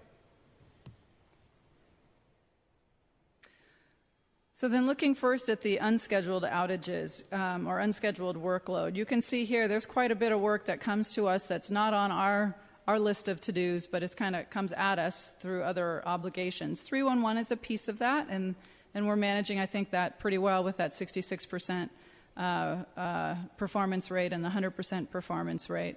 The underground service alerts, those are where folks are going to be digging in the streets, and they need to know whether or not we have stuff there that they need to avoid. With the development in San Francisco at the pace it's going these days, we're receiving quite a bit of unscheduled work through that underground service alert system. So that kind of puts us off our plan. But I think overall we're performing quite well. The other area is our of scheduled work is our pole assessment program. You can see here the 9,372 poles that we've taken a look at and deemed are in acceptable condition, 210 that we replaced immediately because they needed to be replaced immediately. We are also transitioning to a new PG&E tariff service. That's, as you know, for decades we received distribution service from PG&E to all of our electricity customers, including streetlights, under our interconnection agreement. And we paid, $18 to $21 million each year to PG&E for that service. That arrangement expired in July. Although we tried to negotiate a mutually satisfactory replacement agreement, PG&E and the SFPUC did not come to agreement. So we were before the Federal Energy Regulatory Commission earlier this year, making our arguments for fair and open access to PG&E's system. We await a decision from FERC to resolve that litigation. Meanwhile, we are having a difficult time getting reasonable access to PG&E's distribution service to connect traditional city load, including our street lights. Notwithstanding those, sort of bumpy area between us, we are collaborating with PG&E on inventory of lights and on conversion of the PG&E lights to LED. Those are two areas that were called out in the streetlights policy ordinance you referred to earlier, Supervisor Wiener. And one of the other things that is challenging for us out on the streets is trees. We love them, but they do impair our lighting's performance. They shade the streets. There is a city ordinance that specifies the spacing requirements between trees and lighting. Proper tree maintenance improves our streetlight system performance. That's one of the first areas we look at as when we get concerns from residents about the streets being dark when we know there are streetlights. And our LED investments will also improve our performance in this area. We're procuring approximately 18,000 LED lights. We currently have a bid out on the street through the Office of Contracts Administration. The low-cost bid responses are due November 4th. We have had trouble getting this program off the ground, but it's really it's close to coming to a milestone point here with this November 4th bid response due date. We're really looking forward to seeing the financial savings, both in less maintenance costs and less energy used, and also the perceived safer streets because of the brighter quality of the light. Once procurement is complete, we'll have about 18 months until the citywide conversion is completed. And we have standardized to install a lower, less blue color temperature light. I mention that because we have installed some higher color temperature lamps and received some negative feedback from residents. And so when we sought community input, our citywide LED conversion will use the lower, less blue color temperature lamps. So I think we're on a good road there for satisfied residents. On the pedestrian lighting front, and this was another area called out in the Better Streets, or excuse me, in the streetlight policy ordinance that you spoke of earlier. We are following the Better Streets plan for and the guidance there for pedestrian lighting. The PUC adopted a pedestrian lighting policy, which creates a process for the PUC to take ownership of future pedestrian lights. And we are, with the exception of the light emitting diode, the LED program, street and pedestrian lighting improvements are fiscally sponsored by other city agencies typically. And we are funding the streetlight area improvements, which includes pedestrian lighting. And so that's where you see in our capital plan that program area being funded. We have also a new distributed antenna system program. The DOS program is a joint public-private partnership in which private carriers license this streetlight city-owned infrastructure. The DOS installations consist of a low-power antenna, which you see circled in red here on the slide. And we've, as you can see, are projecting quite a bump in revenues from this program. When the board approved this program, as we brought it to them, we were urged to expend those dollars on our streetlight system. And so as we move forward, we expect to have some additional revenues to fund the program areas I've just talked about. I want to just highlight some of our more recent activities as well. I mentioned the series loops as being a challenging area. You can see on the slide here those series loops that we've already converted. Right now, we're on Alamany Boulevard converting. Junipero Serra and Casitas are the next two that we'll be taking care of. We've completed our materials procurement for the Third Street Street Light Rehabilitation Project. So that'll be coming to Third Street soon. And we have our distributed antenna project that I just mentioned as well. And I want to highlight the assessment and pole replacement program because that's really going to be a driver for our streetlight program investments, our capital investments in the streetlight area in the future. And you can see these are some of the conditions that we're seeing as our pole assessment team is out on the streets. These are examples of the kinds of conditions we're encountering that we take care of immediately. Others we assess and program for future improvement.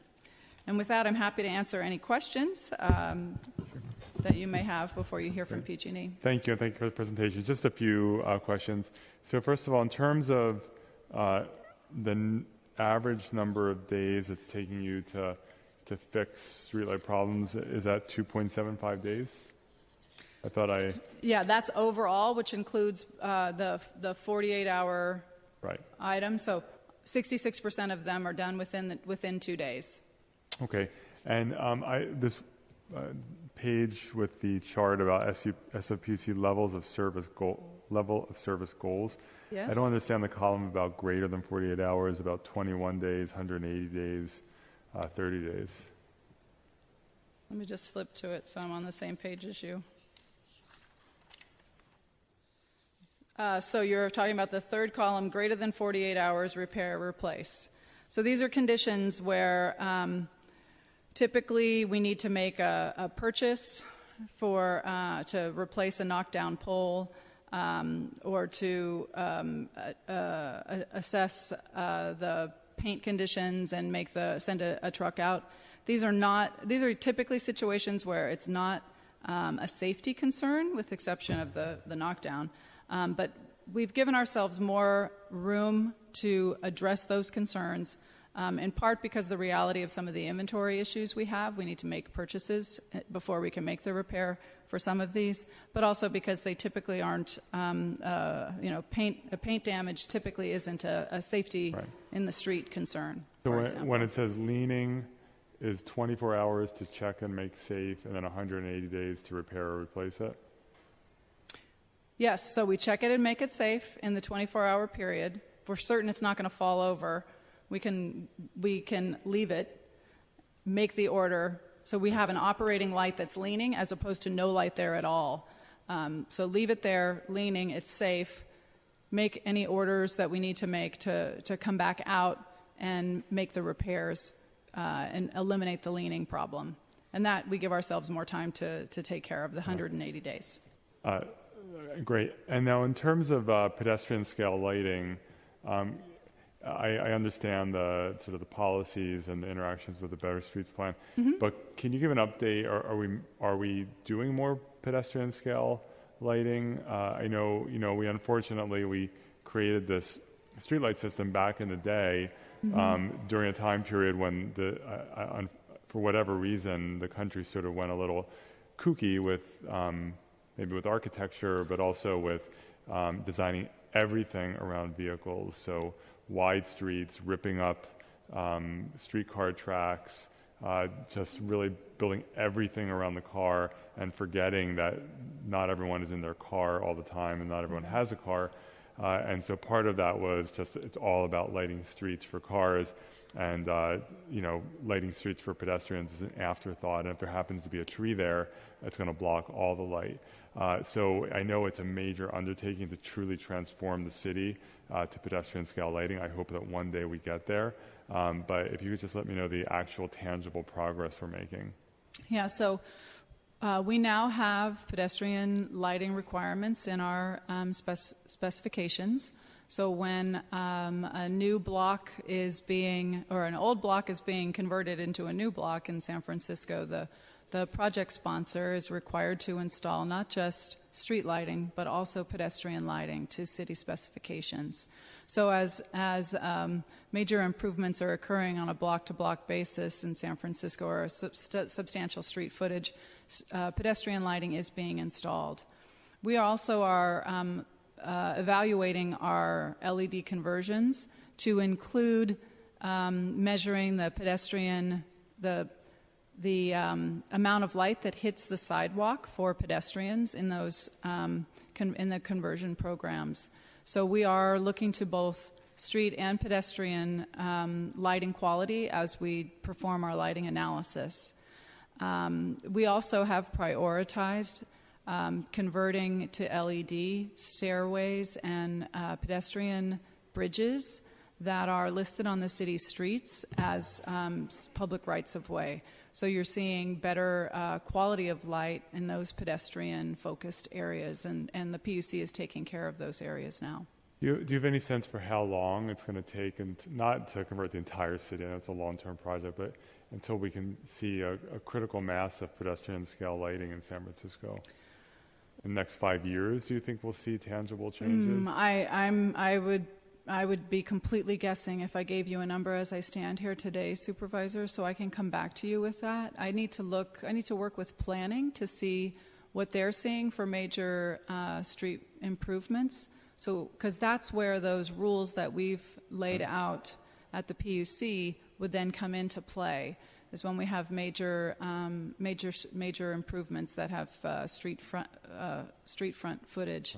As well, I'd need to look at other major streetscape projects that city departments are sponsoring, because they are responsible for street light and pedestrian light improvements associated with those projects. So, for example, the Van Ness BRT, that project includes a lighting element, and the street and pedestrian lighting requirements apply there. So I'd have to work with planning to give you an accurate picture on that. Thank you. Thank you. Okay, thank you. At this point, we'll invite PG&E to provide an update as well.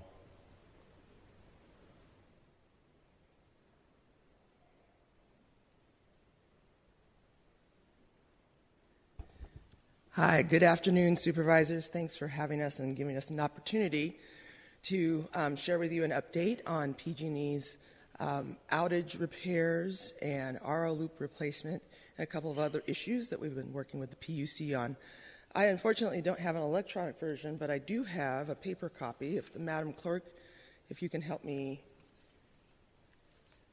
put this presentation You up. can just put it on the overhead directly and okay? it'll display. Yeah. SFG TV will show it. There you go. Only have one. It's up.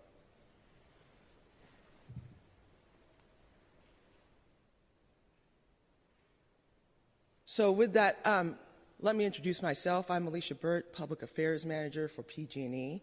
And as I described, we're going to talk a little bit about our outage repairs and RO loop replacements, and then LED conversions and future plans that we have. So with that, I'd like to introduce Carrie Chester, who is our subject matter expert. She is our Senior Manager for Streetlight Repair and Compliance.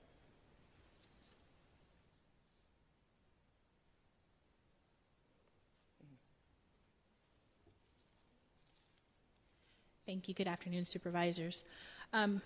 We met briefly 2013, and I wanted to kind of cover what we've done thus far with our lights. Currently PG&E owns approximately 40% of the 46,000 lights in the city. We have improved our streetlight repair since we've last met within a 5-day window, and year to date we are 95% within 5 days. So I'm sorry if I could just, sorry to interrupt. So what kinds of issues are resolved within 5 days? Simple repairs. Okay. So and is that an average? Average, correct, average. Okay. So simple repairs, 95%. I can tell you September of last month, with simple repairs, we were actually 100% within 5 days. Mm-hmm. So we're continuing to progress and improve simple repairs. Thank you. No problem. So here, just displayed our current repair times. In 2014, we were 93%. 2014, we moved up to 94%, and year to date, we are 95% with our streetlight repairs.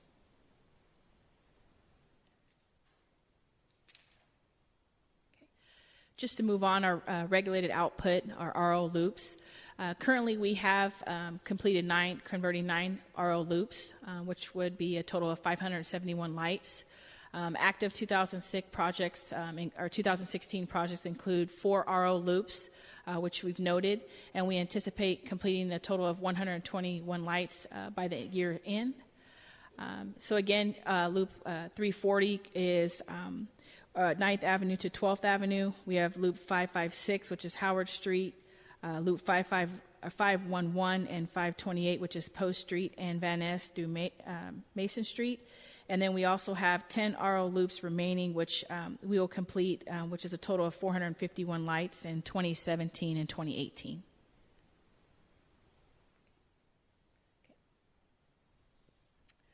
So we are continuing to work together with the FSPUC. We work to align ownership in areas where the San Francisco PUC owns the majority of lights and provide a streamlined maintenance responsibilities. We continue to work to develop an LED program that fits FSPUC's unique circumstances, and we are working to address pedestrian scale lighting needs with the SFPUC and DPW staff, and we will continue to coordinate the replacement of RO loops with the SFPUC as well. With that, we will turn it over for any questions you may have. I just want to thank you guys for painting the historic light poles on Jackson Street in Jackson Square in a very short period of time when my constituents complained a few weeks ago they're old historic light poles, and you guys did it pretty quick. Thank you. I'll pass on the feedback.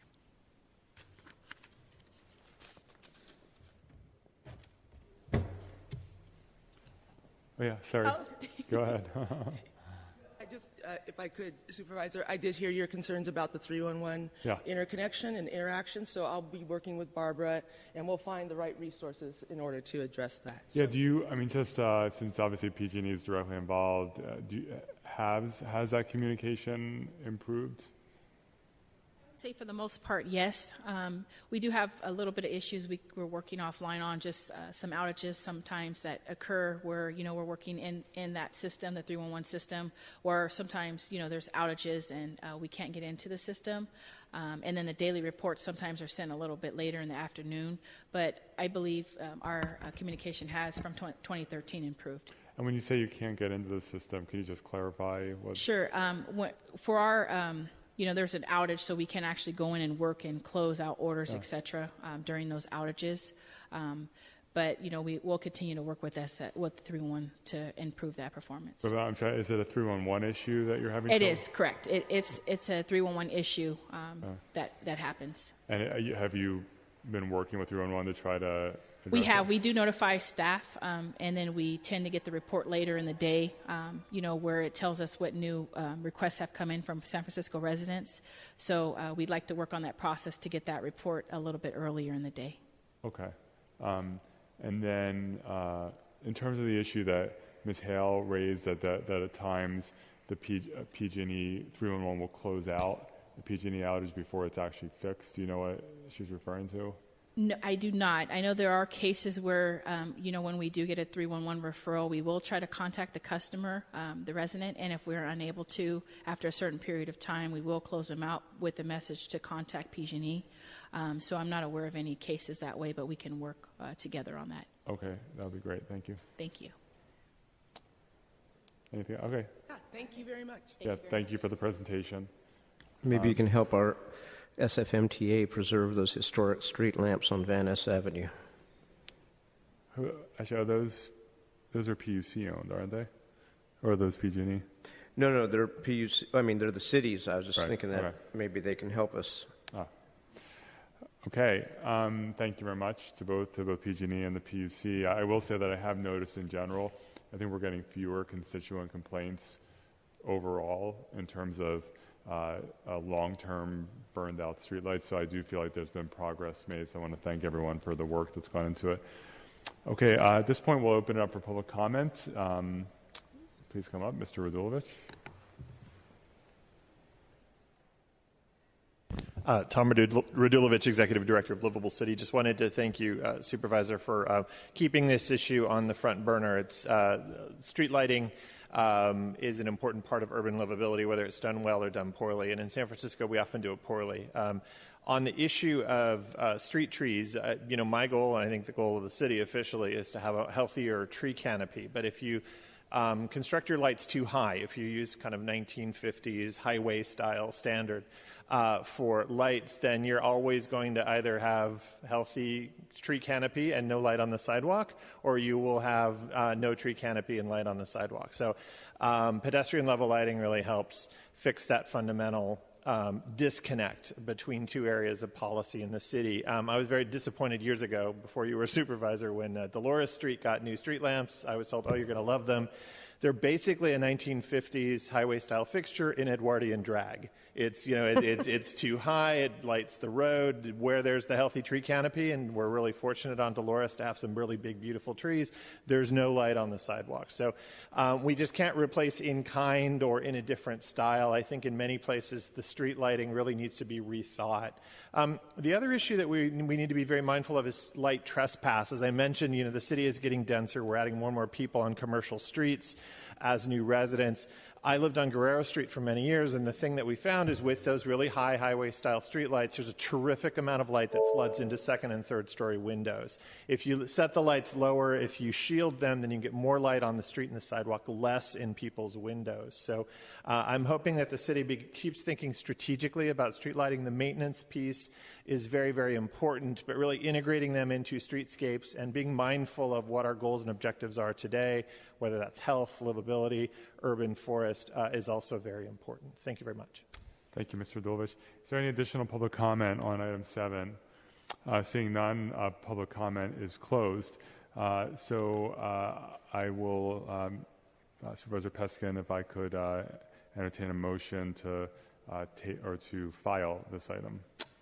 Sure, or if you, I guess we can reintroduce it if we want to continue to check in. So sure, I'll make a motion to file it. Okay, and without objection, motion is adopted.